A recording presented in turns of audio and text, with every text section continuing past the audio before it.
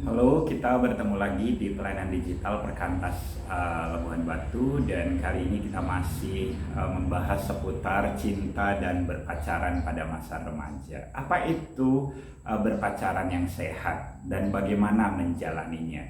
Kita akan membahasnya.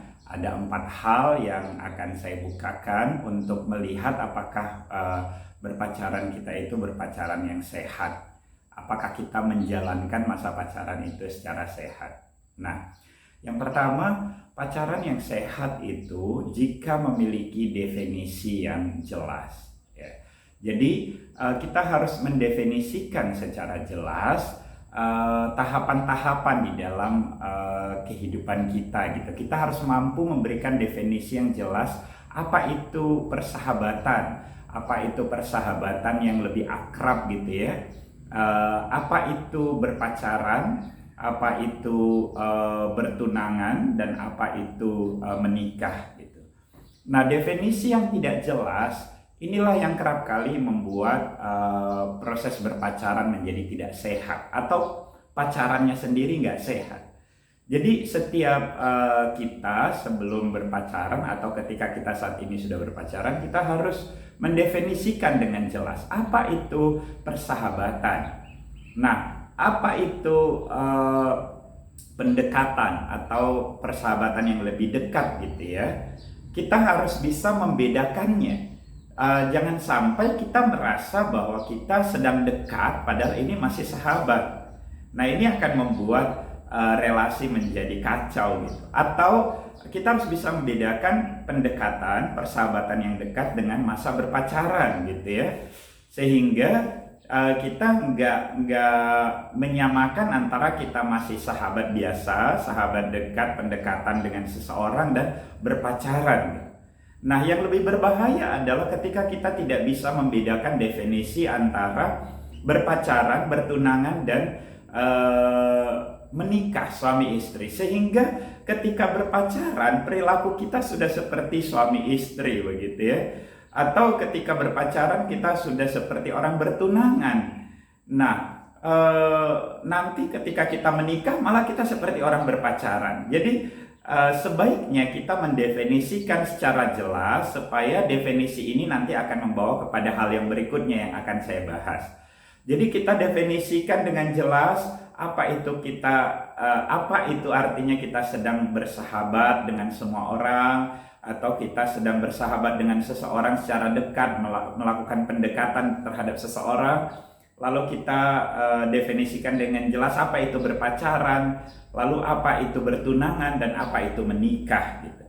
Nah, seperti saya katakan tadi, bahwa ketika kita tidak bisa mendefinisikan secara jelas tahapan-tahapan ini, maka inilah yang membuat pacaran kita menjadi tidak sehat. Contohnya adalah kita masih berpacaran, tetapi kemudian kita sudah tidak bisa bedakan kita ini pacaran atau sudah suami istri. Misalnya dari panggilan, kita sudah seperti suami istri memanggil mami, papi, sayang, dan seterusnya gitu.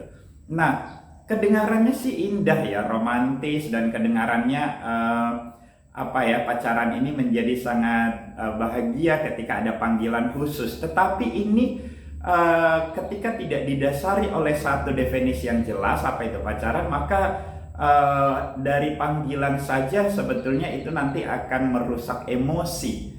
Karena kita sudah tidak bisa membedakan lagi antara diri kita dengan dia gitu. Padahal kita masih pacaran, belum ada ikatan sebetulnya. Ini salah satu contoh soal panggilan. Lalu kemudian misalnya masih pacaran sudah punya tabungan bersama gitu ya, sudah punya barang bersama gitu.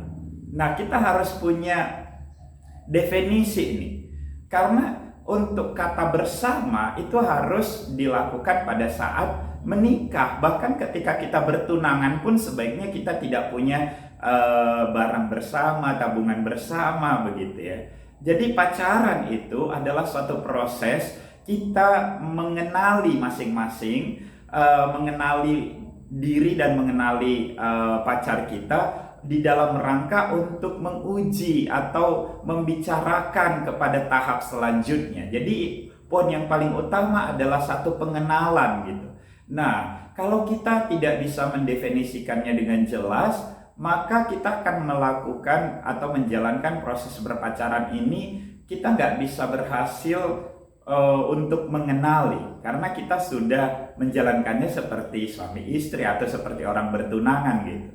Dari tindakan-tindakan kita juga jadinya kita nggak jelas gitu ya.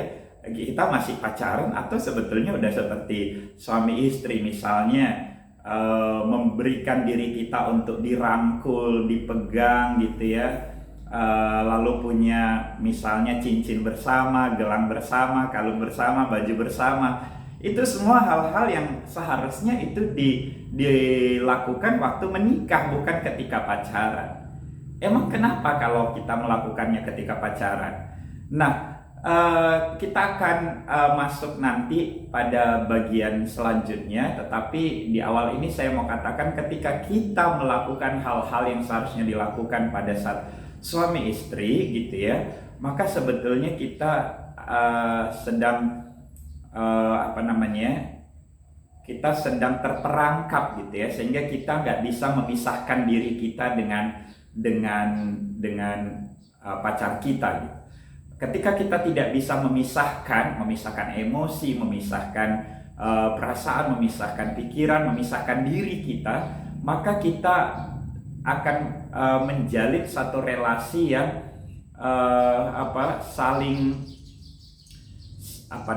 bisa saling menyakitkan gitu ya, bisa saling merusak gitu. Kita nggak bisa lagi bertumbuh dengan baik sebagai satu pribadi, padahal kita masih pacaran. Begitu. Nah, selanjutnya adalah apakah kita berpacaran secara sehat adalah kalau tadi itu definisi yang jelas, berikutnya adalah cerita yang jelas. Nah, definisi yang jelas akan membawa kepada cerita yang jelas. Cerita yang dimaksud adalah narasi, bahwa ketika berpacaran ini ada satu cerita, ada satu narasi di antara kita. Pacaran ini bukan terjadi begitu saja, ada satu yang mau kita capai. Itu artinya ini sebuah cerita. Nah, kita nggak mungkin membuat sebuah cerita dengan tujuan yang jelas tanpa definisi yang jelas.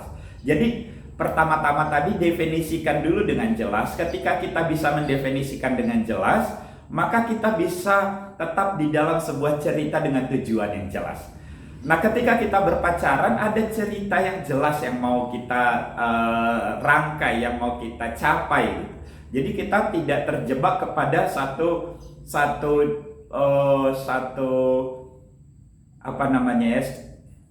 cerita yang membawa kita kepada pengalaman-pengalaman yang tanpa arah gitu. Pengalaman-pengalaman yang begitu saja, atau sesuai dengan kondisi, atau tanpa arah yang jelas, sehingga kita mudah terjebak kepada aktivitas-aktivitas yang justru bisa mendatangkan penyesalan di kemudian hari. Ada cerita yang jelas. Ketika kita pacaran dengan dia, ada arah, ada tujuan, ada meaning, ada arti, ada makna dari setiap relasi yang kita bangun bersama dia, dari setiap percakapan yang kita bangun bersama dia, dari setiap aktivitas yang kita jalani. Jadi ada arah, ada tujuan, ada makna yang jelas. Jadi ini bukan hanya sekedar memenuhi satu pihak, atau ini hanya sekedar mencapai apa yang diinginkan oleh satu pihak, tapi ini bersama-sama sedang memaknai hidup, cerita hidup masing-masing.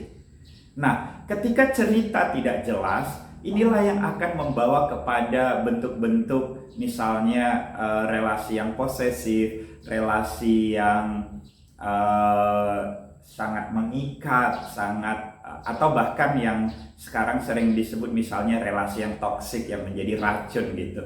Satu orang melakukan abuse, pelecehan dengan kata-kata yang kasar, dengan perilaku yang kasar gitu, tetapi tidak bisa lagi untuk menjaga jarak di antaranya gitu.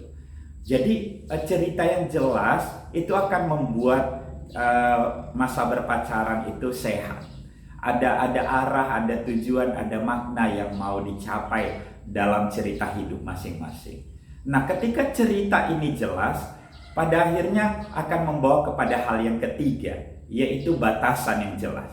Berpacaran yang sehat itu harus punya batasan yang jelas.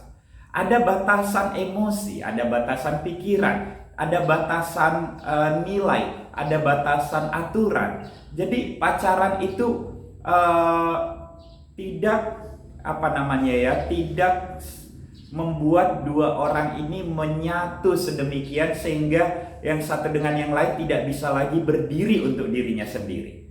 Jadi ada batasan. Bahkan sebetulnya ketika menikah kita juga harus punya batasan. Kalau ada orang yang nggak mempunyai batasan di dalam sebuah relasi, maka orang ini tidak akan tumbuh dengan sehat. Ini akan membawa kepada relasi pacaran yang nggak sehat juga, dan akhirnya pacaran itu nggak sehat gitu ya. Jadi ada batasan. Ketika berpacaran itu misalnya batasan waktu, kita harus beri batasan waktu. Berapa lama kita bersama dia, di tempat yang bagaimana. Kalau ini udah terlalu lama, ini udah merusak relasi kita dengan keluarga, relasi kita dengan teman, merusak studi, membuat kita nggak bisa menolak sehingga kita nggak bisa mengerjakan tugas-tugas dan tanggung jawab kita. Ini sudah tidak sehat. Ada batasan waktu, ada batasan emosi. Kita harus bisa menjaga jarak secara emosi karena kita belum suami istri. Bahkan saya katakan suami istri saja harus punya batasan ya. Jadi waktu pacaran apalagi, jangan sampai kita satu dengan yang lain itu sudah menyatu secara emosional sehingga emosi dia sangat mempengaruhi kita dan emosi kita mempengaruhi dia. Kita masing-masing tidak bisa lagi punya pendapat sendiri, punya perasaan sendiri. Kita menjadi terikat satu dengan yang lain. Nah, ketika emosi kita sudah tidak punya batasan, ini yang merusak juga relasi kita dengan lingkungan, dengan orang tua dan seterusnya. Padahal kita masih pacaran gitu. Kita belum menikah, tapi kita akhirnya karena kita sangat terikat, tidak punya batasan secara emosi dengan pasangan kita, waktu kita berelasi dengan teman, dengan orang tua, dengan orang-orang lain, kita sangat dipengaruhi oleh emosi pasangan kita. Jadi misalnya begini, waktu pasangan kita nggak suka seseorang, padahal kita sebetulnya nggak ada masalah dengan orang itu, kita terpengaruh. Yang paling berbahaya begini malah, ketika orang tua kita memberi pendapat, kita udah sulit ngedengerinnya karena kita nggak punya batasan emosi dan batasan pikiran dengan pacar kita gitu. Sehingga orang tua kita, orang lebih dewasa, pemimpin rohani atau siapapun yang memberi masukan atau memberi pendapat, kita udah sulit nih untuk ngedengerin karena kita sangat terikat secara emosional, secara pikiran dengan pacar kita. Jadi harus ada batasan yang jelas. Nah, yang lebih sederhana misalnya harus ada batasan, misalnya siapa yang mentraktir. Jadi kalau masih berpacaran, jangan menuntut bahwa harus pria yang mentraktir gitu. Itu seorang wanita nggak punya batasan. Jadi bergantian gitu, karena kita belum menikah, tidak ada ikatan, kita juga belum bertunangan gitu. Jadi kita harus bergantian saja gitu, atau bayar masing-masing gitu. Loh, ini kan pacaran bang, nggak romantis dong. Tetapi ketika kita sudah menetapkan satu aturan harus pria yang mentraktir, atau justru seorang pria menginginkan perempuan mentraktir terus-menerus, ada sesuatu yang gak sehat di sana. Kalau kita masih pacaran, ada batasannya, ada limitnya. Kita tetapkan kalau kita makan sekian masih bisa siapa yang bayar, atau kita bayar masing-masing dan seterusnya, dibicarakan. Atau misalnya hadiah. Seseorang tentu sangat mengharapkan hadiah dari pacarnya ketika ulang tahun, ketika ada satu peristiwa penting misalnya. Tetapi harus ada batasan sejauh atau hadiahnya sebesar apa. Jangan sampai karena ingin memberikan sesuatu yang menyenangkan bagi pacarnya, dia sampai melakukan satu tindakan yang sudah gak sehat, misalnya harus menipu orang tuanya, harus mengupayakan uang secara paksa, bahkan sampai membuat dirinya tersiksa gitu. Nah, jadi keindahan daripada pemberian hadiah itu tidak terletak kepada besar atau harganya tentu, tetapi dari sebuah relasi seperti tadi. Tujuan pacaran kan pengenalan gitu ya, hadiah yang membuat kita makin saling mengenal gitu. Karena kalau sudah gak ada batasan harga, nanti takutnya kita bingung. Lalu tahun depan apalagi, lalu ketika menikah kita tidak punya sesuatu apapun lagi untuk kita berikan pada pasangan kita gitu. Nah, jadi ada batasan-batasan. Lalu batasan-batasan yang jelas inilah nantinya akan memimpin kepada hal yang keempat yang membuat pacaran kita sehat atau tidak, yaitu aktivitas. Jadi ketika ada batasan yang jelas, batasan secara emosi, batasan di dalam pikiran, batasan dalam tindakan, batasan di dalam nilai, batasan itu akan membuat kita tetap bisa berdiri untuk diri kita sendiri sebagai satu pribadi.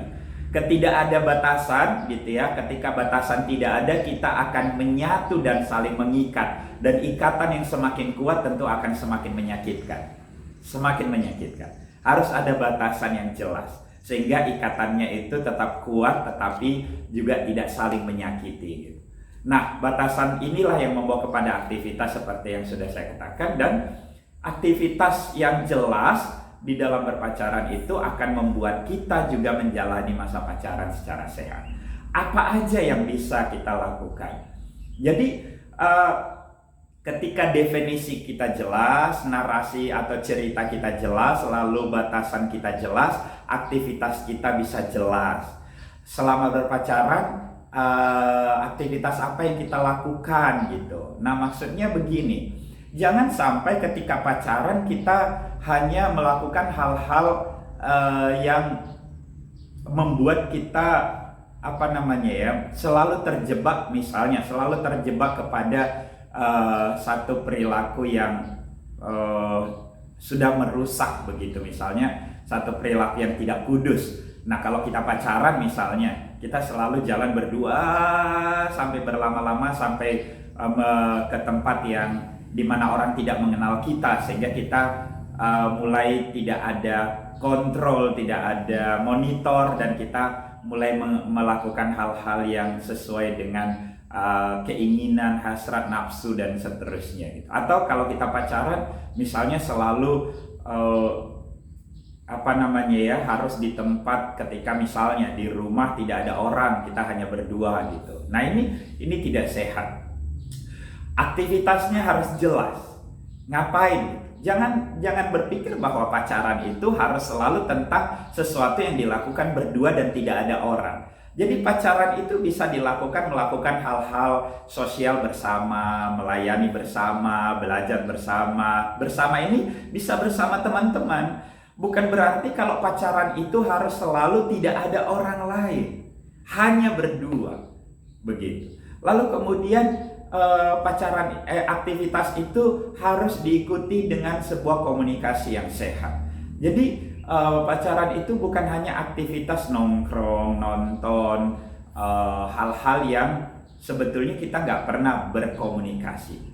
Inti, sekali lagi saya mau ulang bahwa inti daripada masa berpacaran kan untuk saling mengenal. Pengenalan itu ketika kita bisa ngobrol lebih dalam gitu. Ngobrol lebih dalam itu nggak harus berdua dalam jarak yang sangat dekat, tidak.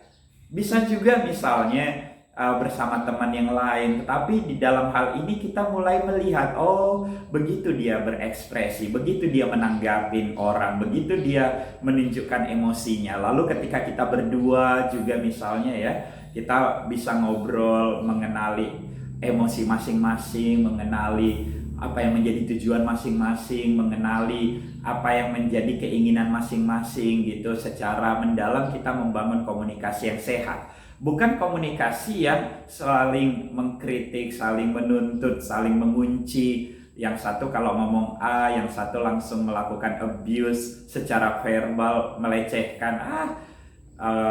Kamu sih ngomongnya begitu. Tapi komunikasi yang bisa memberikan empati, memberikan